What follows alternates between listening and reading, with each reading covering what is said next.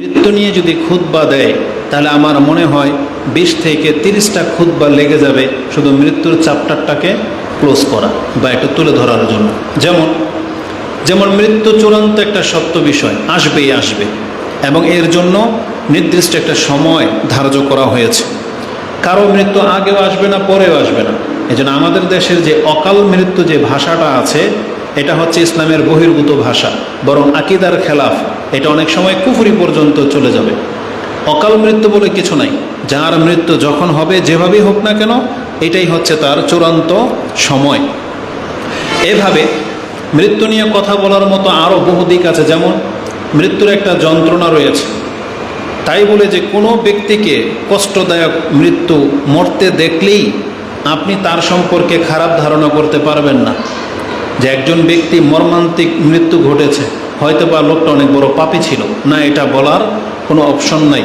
কারণ আকীদাগত বিষয় হলো, কোনো ব্যক্তি যখন মরে যাবে, সে যদি মুসলিম হয়, তার সম্পর্কে ভালো ছাড়া খারাপ কোনো মন্তব্যই করা যাবে না। এটা হচ্ছে আকীদাগত বিষয়। তৃতীয়ত হচ্ছে, একজন ব্যক্তি, যেমন আমরা সবাই মরে যাব, তাহলে আমরা মৃত্যুর জন্য কি প্রস্তুতি নিয়েছি, এটা একটা বিষয়। এই মৃত্যুর জন্য প্রস্তুত হওয়া, এর জন্য যা লাগবে তা আপনাকে জানতে হবে।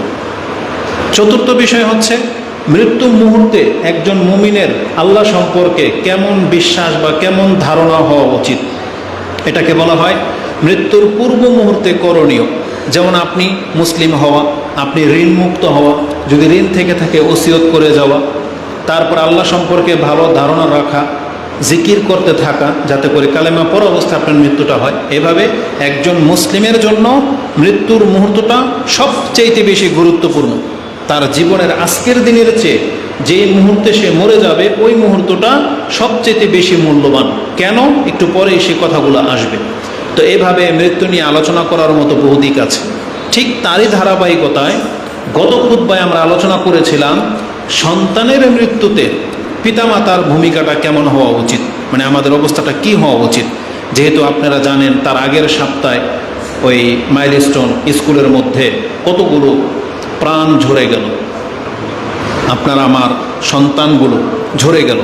আদরের সন্তান, যারা এখন পর্যন্ত বয়সের প্রাথমিক পর্যায়ে ছিল, যারা হয়তো খেলতামশায় যে অবস্থায় থাকলে যাদের পাপ লেখা হয় না, এমনও কিছু বাচ্চা ইন্তেকাল করেছে। তো আমরা তাদের জন্য সাফাই গাচ্ছি না, কিন্তু এই ছোট ছোট প্রাণগুলো, যেটা কলিজার টুকরা হয়, বাপমার অন্তর ফেটে যাওয়ার উপক্রম ঘটে, এই ধরনের বাচ্চাদের ক্ষেত্রে মুসলিম পিতামাতার কেমন হওয়া উচিত অবস্থা, এটা নিয়ে গত পর্বে আলোচনা হয়েছে। তাতে ছিল ধৈর্য ধারণ করা। এবং ধৈর্য ধারণ করা মানে আপনি কেঁদে কেটে অস্থির হয়ে যাওয়ার পরেই কি ধৈর্য ধারণ করবেন, এটা না, বরং তৎক্ষণাৎই ধৈর্য ধারণ করতে হতো। এবং তাতে আপনার মর্যাদা কি, সেটাও আলোচনা করা হয়েছে।